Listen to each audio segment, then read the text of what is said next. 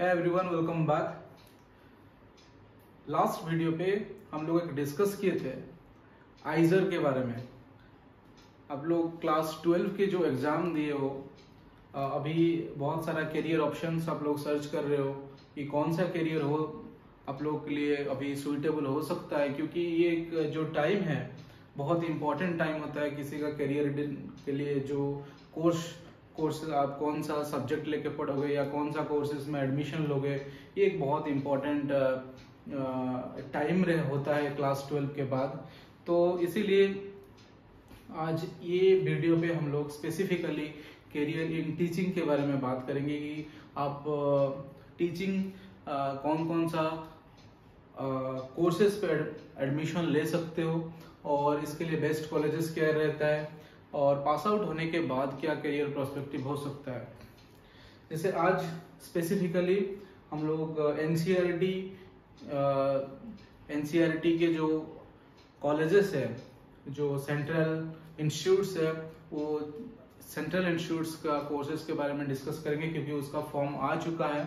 तो आप लोग चाहते हो उसमें अप्लाई करने के लिए, तो ये डेट्स ये ऑलरेडी 25 अप्रैल को इसका फॉर्म आ चुका है और 6 जून तक ये फॉर्म रहेगा, तो आप इसको भर सकते हो।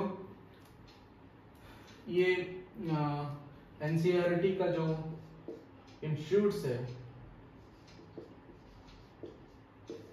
जैसे रीजनल इंस्टीट्यूट्स ऑफ एजुकेशन होते हैं, ये रीजनल इंस्टीट्यूट्स ऑफ एजुकेशन ये मेनली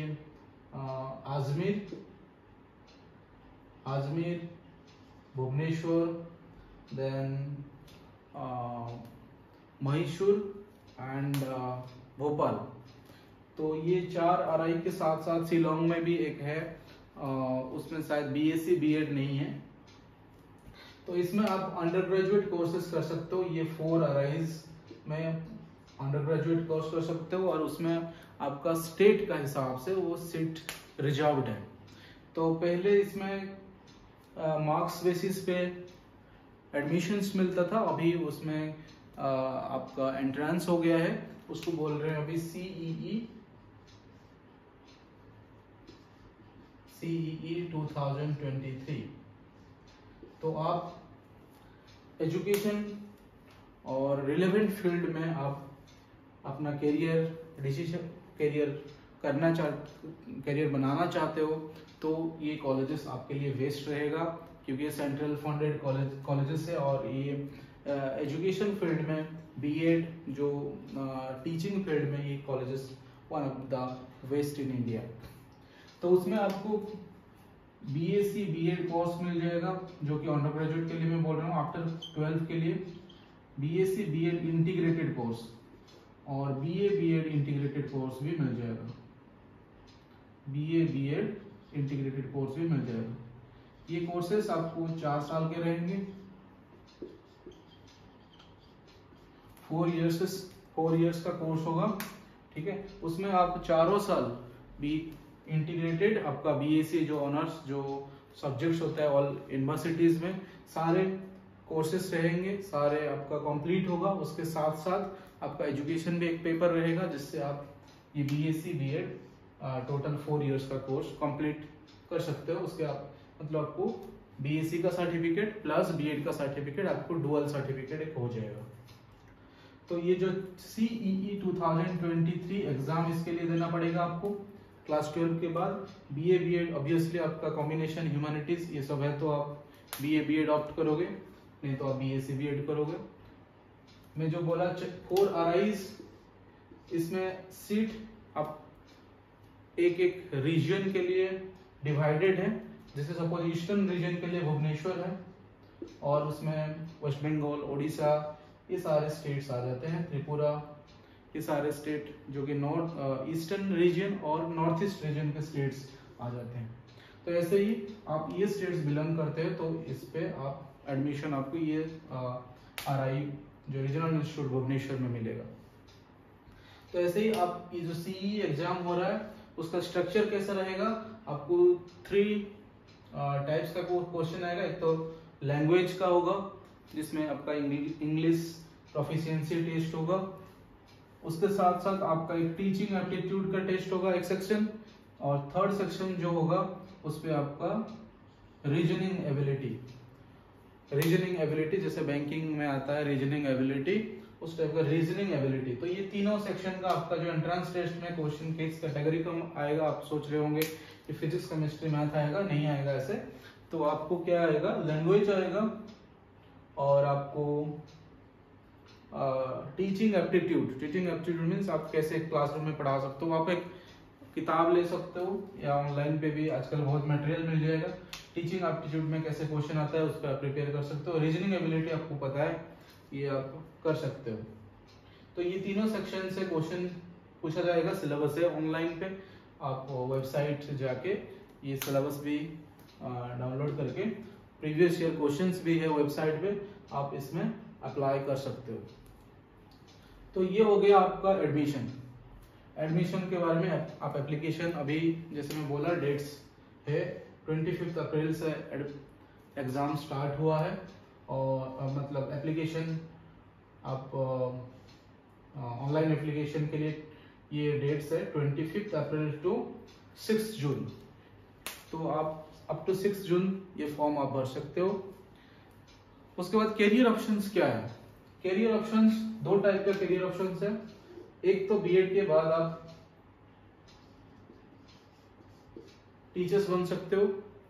तो टीचर्स के लिए आपको क्या करना होगा, अभी टीचर्स करने के लिए आप प्राइमरी सेक्शन में टीचर बनना चाहते हो, या आप सेकेंडरी सेक्शन में भी टीचर, जिसको बोलते हैं पीआरटी और टीजेटी, तो ये दोनों सेक्शन में आप टीचर बनना चाहते हो तो आपको सीटीईटी और एक एग्जाम देना होगा। बीएड करने के बाद आप रीजनल से कर लो, नहीं तो अभी बहुत सारा स्टेट यूनिवर्सिटीज में बी इंटीग्रेटेड बीएससी बीएड आ चुका है। आप बोलोगे कि नहीं, हम अभी कोई यूनिवर्सिटी से बीएससी कर लेते हैं या बीए कर लेते हैं उसके बाद करेंगे बीएड, क्या पॉसिबल है? इसमें क्यों जाएंगे? पॉसिबल है, बिल्कुल पॉसिबल है। इसमें आप 3 इयर्स का ग्रेजुएशन करोगे। अभी ऑल इंडिया हर इंस्टीट्यूट कर दिया 2 इयर्स का बीएड, और एनसीईआरटी आरआईज में भी 2 इयर्स का बीएड है। तो आप 2 इयर्स बीएड के लिए भी अप्लाई कर सकते हो, आपका ग्रेजुएशन कंप्लीट हो चुका है तो उसमें क्या ना, आपको 5 इयर्स लग रहा है, इधर 4 इयर्स लग रहा है, तो 1 ईयर का सेव हो रहा है, नंबर 1।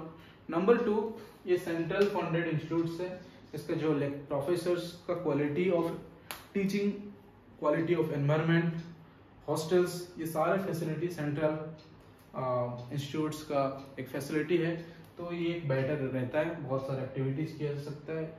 तो ये आपके लिए एक नेशनल इंस्टीट्यूट होगा तो इसीलिए बेस्ट रहेगा। लेकिन आप कोई भी स्टेट यूनिवर्सिटी या कोई डीम्ड यूनिवर्सिटी से भी आप ये डिग्री ले सकते हो, बीएड का डिग्री, उसमें कोई प्रॉब्लम नहीं है। आप कोई भी यूनिवर्सिटी से ग्रेजुएशन कर लो, उसके बाद आप बीएड कर सकते हो, लेकिन 2 साल का करना पड़ेगा।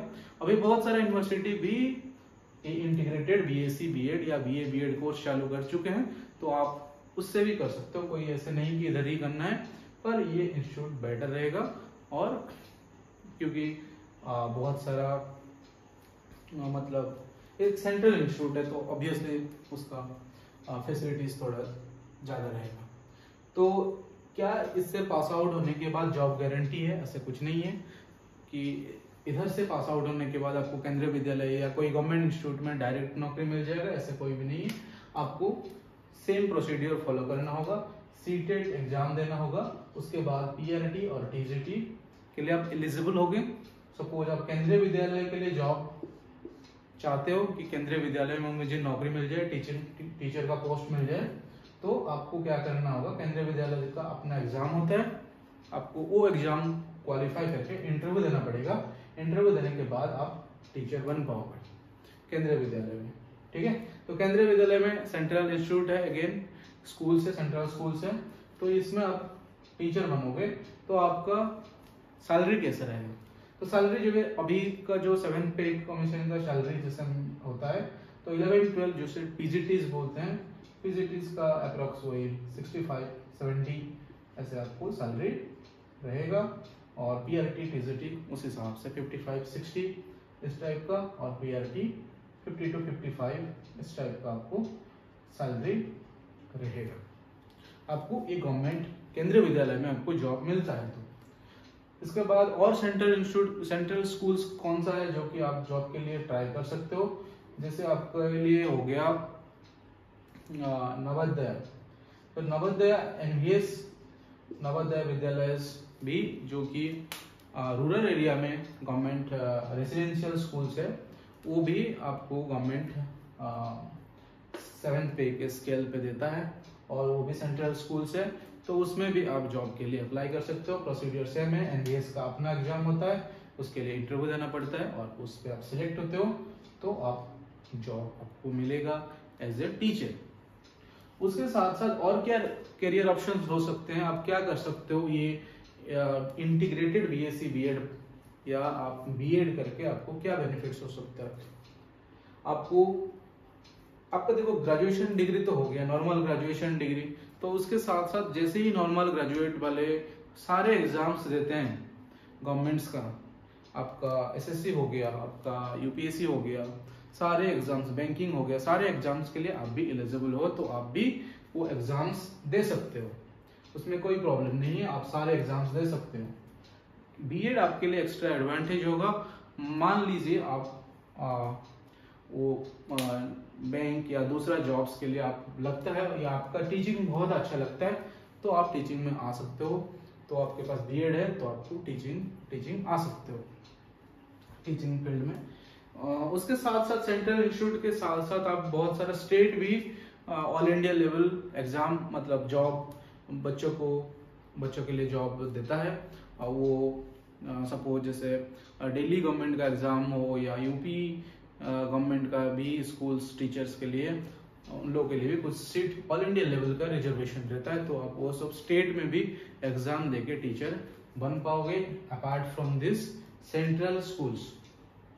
उसके साथ साथ आप और क्या कर सकते हो? आप B.Ed के बाद M.Ed कर लिए या एजुकेशन में आप PhD कर लिए, तो आप क्या कर सकते हो? M.Ed और B.Ed खत्म होने के बाद आप कर सकते हो MSc डुअल डिग्री भी कोर्स है NCERT ये जो RIs में, तो आप M.Ed कर लिए, तो उसके बाद क्या होगा? M.Ed कर लेने से आप ये जो B.Ed कॉलेजेस में आप टीचर बन सकते हो, लेक्चरर बन सकते हो, राइट, एज ए प्रोफेसर भी आप ये कॉलेजेस में, स्कूल्स में नहीं, ये B.Ed कॉलेजेस में आप एज ए टीचर, आप एज ए लेक्चरर आप जॉब के लिए अप्लाई कर सकते हो, क्योंकि आज अभी के टाइम पे बहुत सारा यूनिवर्सिटीज B.Ed कोर्सेज को अपना ऐड कर रहे हैं, तो आप उन लोगों को टीचर फैकल्टीज चाहिए, तो आप M.Ed कर चुके हो तो आपको इजी होगा, ये सारे इंस्टीट्यूट का के लिए आप एलिजिबल हो जाओगे टीचिंग फैकल्टीज बनने के लिए, ठीक है। तो ये सारे करियर ऑप्शंस आपके लिए रहेगा। आप क्लास 12 के बाद अपना टीचिंग करियर में आप चाहते हो कि मैं एक टीचर बनूं, या आपका करियर उस डायरेक्शन पे लेना चाहते हो, तो आप ये एक सेंट्रल इंस्टीट्यूट है, बेटर होगा आप अभी फॉर्म भर दीजिए और इस पे आप एंट्रेंस के लिए भी आप अप्लाई कर सकते हो। अच्छा, ये इन्फॉर्मेशन भी दे दूं, इसके लिए बहुत सारे एग्जाम सेंटर्स भी है ऑल इंडिया लेवल का, ऐसा नहीं कि आपको दिल्ली ही जाना पड़ेगा या कोलकाता जाना पड़ेगा, बहुत सारे सेंटर्स है, उसका लिस्ट ऑफ सेंटर्स आप देख सकते हो वेबसाइट जाके, ठीक है। तो उस पर आप ये सेंटर्स देख के, मतलब आपका नियरेस्ट सेंटर में जाके भी आप एग्जाम दे सकते हो, वो भी आपके लिए एडवांटेज है। और कुछ आपके लिए मन में क्वेश्चंस होगा इसके रिलेटेड कि B.Ed या teaching career in teaching job, ये सारे चीज आपको इसके बारे में आपके मन में कुछ क्वेश्चंस डाउट्स होगा तो जरूर कमेंट कीजिएगा। If this video is helpful to you, just like it, and if any of your friends or family members require this information about this NCERT and career in teaching, तो आप ये video को share भी कर सकते हो। तो thank you for watching, see you in another video, till then bye bye, good night।